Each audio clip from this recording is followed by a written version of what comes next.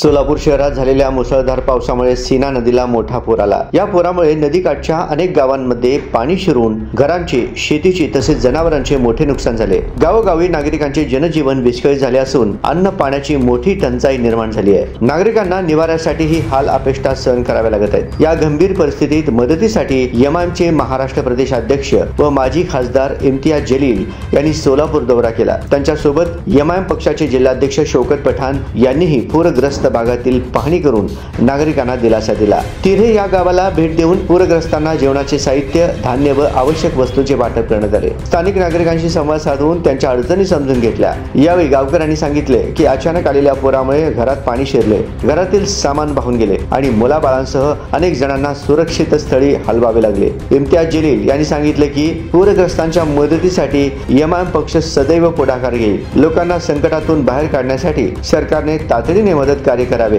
आमच्या पातळीवरून जास्तीत जास्त मदत पोहोचवण्याचा प्रयत्न केला जाईल। दरम्यान शौकत पठाण यांनीही पूरग्रस्तांना विश्वास दिला की पक्षाच्या वतीनं सातत्याने गावोगावी मदतीचे साहित्य पुरवले जाईल। पूरग्रस्त गावात नागरिकांना जेवणाचे साहित्य मिळाल्याने थोडासा दिलासा मिळाला असून स्थानिकांनी एमआयएमच्या मदतीबद्दल कृतज्ञता व्यक्त केली आहे।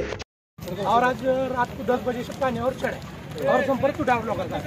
जो भी खाना पीना देना है ट्रैक्टर के सरपंच प्रशासन सब गाँव खरी मदद जो दे रहे होते ट्रैक्टर से आना जो जा रहा उधर पहले लोगों के बाकी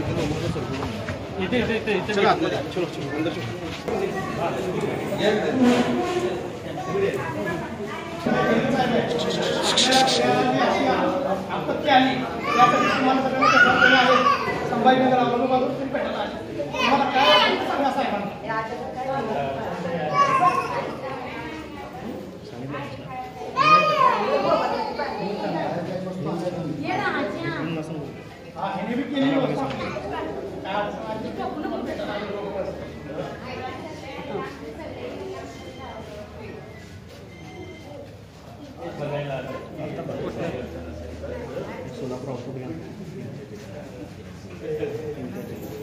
कम्प्युटर रूम मध्ये ग्रामसेवक तलाठी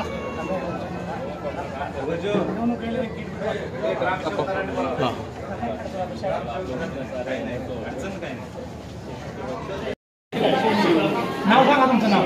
अजय कळसोडे। किती दिवसात बाळ आहे? 6 महिना। आता ये तो उसने देख लिया है इधर तिकडे तोंड कर बाया तिकडे क्या अजय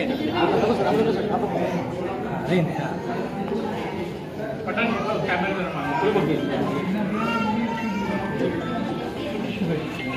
एक minute sir, 1 minute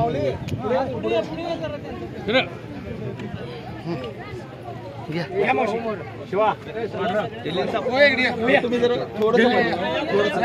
Jaleel sir पुढे हो जरा आगे लो साप मामा जरा समोर साप ना ओ मामा तिकडे जावा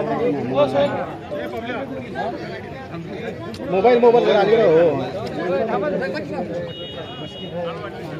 काय आहे की काही जिल्हे जे आहे महाराष्ट्रामध्ये खूप भयानक परिस्थिती तिथे आहे।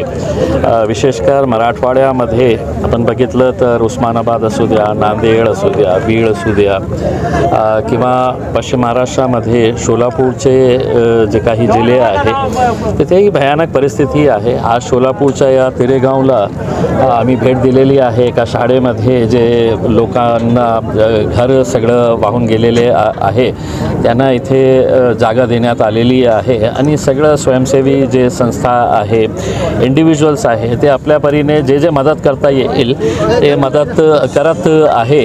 आज आमच्या पक्षाच्याही वतीने शौकतभाई जे आमचे जिल्हाध्यक्ष आहे त्यांच्या वतीनेही इथे लोकांना जे काही मदत लागतील ते मदत करत आहे।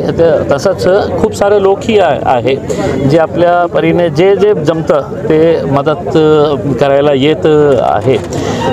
निसर्गाशी आपण लढू शकत नाही, पण जे आज हाल झालेला आहे त्याच्याकडून सरकारकडून लोकांची जी अपेक्षा आहे ते आतापर्यंत पूर्ण झालेली नाही आहे।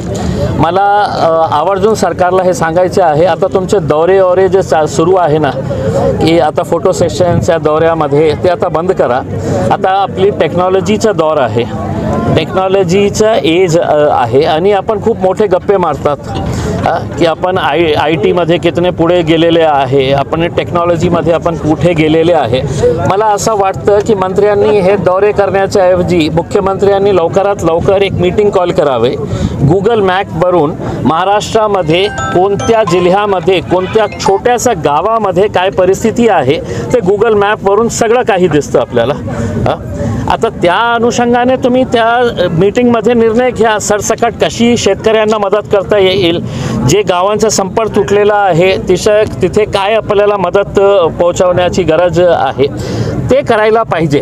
आतापर्यंत सरकार का वाट बघत आहे मला माहीत नाही आहे। तर लवकरात लवकर अपेक्षा आहे लोकांची, कारण शेतकऱ्यांचा तर खूप हाल झालेला आहे आणि दुर्दैवाने महाराष्ट्र आजही या देशामध्ये सर्वात जास्त आत्महत्या शेतकऱ्यांची कुठे होत असेल तर ते महाराष्ट्रामध्ये होत आहे आणि हे आपल्यासाठी सगळ्यांसाठी लाजवणारी गोष्ट आहे। ते थांबवण्यासाठी आणि शेतकऱ्यांना मदत करण्यासाठी, सामान्य लोकांना मदत करण्यासाठी सरकार काय निर्णय घेतील हे पूर्ण महाराष्ट्र आणि देश बघत आहे। तो आता रद्द करून ते मदत जी आहे ते पूरग्रस्तांना केली आता काय आहे की हे घाणेरडी राजनीती जे करत आहे ना, दुर्दैव हेच वाटतं आम्हाला की आज परिस्थिती काय आहे। ते केशव उपाध्यायला सांगा की 2 दिवस या ज्या शाळेमध्ये येऊन बसा तर तुम्हाला कळेल की एका महिन्याचा छोटा बाळ जे जन्माला आलेला आहे त्याला इथे आणण्यात आलेला आहे। महिला पुरुष सगळे मुले मुली जे आहे ते सगळे लोक इथे आहे। तर कृपा करून हात जोडून महाराष्ट्राच्या जनतेच्या वतीने मी हे सगळ्या राजनैतिक पक्षांना आवर्जून विनंती करतो की अशा प्रकारचे घाणेरडे वक्तव्य करू नका। मदत करण्याची अपेक्षा तुमच्याकडून आहे आणि तुम्ही मदत करू शकत नाही तर सांगा। या महाराष्ट्रामध्ये खूप मोठे मनाचे लोक आहे, ते स्वतःहून सरकारची जी जबाबदारी आहे ते सामान्य लोक पार पाडतील। सर तुम्ही कोल्हापूरला निघालेला आहात, कोल्हापूरमध्ये ओवेसींच्या येण्यावरनं वाद होतो, हिंदुत्वादी संघटना इशारा देतात की त्यांनी येऊ नये कार्यक्रम करून। याच्या आधी 3 वेळा कार्यक्रम झाला आहे आणि आता पुन्हा स्वतंत्र कार्यक्रम। या देश कोणाच्या बापाची जागीर नाही आहे की कोण कुठे जायचं कोण कुठे नाही जायचं। कोल्हापूर म्हणजे काही लोकांच्या लग्नामध्ये मिळालेलं शहर नाही आहे किंवा जिल्हा नाही आहे। आम्ही कुठेही जाऊ शकतो, आम्हाला परवानगी आहे आणि ज्या खासदाराला त्या लोकसभेमध्ये बेस्ट पार्लमेंटेरियनचा अवॉर्ड मिळतो, हे कोण घाणेरडे लोक आहे जे सांगतात की तुम्ही इथे यायचं नाही, तिथे यायचं नाही, हे बोलायचं नाही, ते बोलायचं नाही आहे करके। अशा प्रकारचे चिल्लर लोकांना आम्ही जास्त महत्त्व देत नाही। जर आलं तर ज्या ठिकाणी येतील त्या ठिकाणी त्या चौकात आम्ही आरती करू असा इशारा हिंदुत्ववादी कार्यकर्ते देतील। काय आहे की लोकांकडे नोकरी वगैरे काही राहिलेलं नाही आहे दादा, काही काम शिल्लक राहिलेलं नाही आहे। तर हे सरकारने काय केलेले आहे, असं लोकांना मार्केटमध्ये सोडलेले आहे की बाबा तुला मी काम देत आहे। कशा काम देत आहे की त्याच्यातून काही तुला पैसे काही मिळणार नाही आहे, पण लोकांची भावना कशा भडकवायची आहे, अशा प्रकारचे फालतू धंदे कसे करायचे आहे, तुम्हाला जे काही करायचे आहे करा। या देशामध्ये लोकशाही आहे। तुम्ही दिवसभर बसा किंवा 365 दिन तसंच बसा, जे तुम्हाला करायचे आहे ते करा, पण तुम्ही मला रोखू शकत नाही हे स्पष्टपणे सांगतो। राज्यात पूर परिस्थिती आहे, बैठका घेत आहे, कशा पद्धतीने बघतो? आता काय हे खरं सांगायचे असेल तर हे जे सगळं खासदारांचे जे पैसे आहे ते पैसे आणि जे गुवाहाटीतून आणलेले जे पैसे आहे ते सगळे पैसे दिले तर मला असं वाटतं की महाराष्ट्राचे जे लोक त्रस्त झालेले आहे त्यांचे कष्ट एका मिनिटामध्ये संपू शकतं। त्यांच्या तिजोरीमध्ये जे भरलेले आहे ना पैसे ते काढा, सांगा त्यांना। पंतप्रधान नरेंद्र मोदींनी काल एक ट्विट केलं, त्यांचं असं म्हणणं आहे ऑपरेशन सिंदूर असू दे किंवा क्रिकेटचं मैदान, भारताचा विजय निश्चित आहे। हे क्रिकेटच्या मैदानाला युद्धाशी तुलना करून अशा पद्धतीने काय जे चाललं ते काय आहे की मला अभिमान आहे की मी ज्या पक्षाचं सदस्य आहे, माझ्या पक्षाचे अध्यक्ष बॅरिस्टर असदुद्दीन अवैसी साहेबांनी सुरुवातीपासून एक स्टँड घेतलं होतं की आपल्याला एक कप नाही मिळालं असतं तर काही वाकडं झालं नसतं। आपल्याला माहीत आहे की जगात सगळी स्ट्रॉंग क्रिकेट टीम कोणाशी आहे जगात, तर ते भारतीय क्रिकेट टीम आहे, याच्यामध्ये काहीही दुमत नाही आहे। पण आपण हे टुर्नामेंट नाही खेळलं असतं तर आपण एक संदेश दिला असतं पूर्ण जगाला की आम्ही कोणत्याही परिस्थितीमध्ये आतंकवादी देशाशी आपण संपर्क ठेवणार नाही।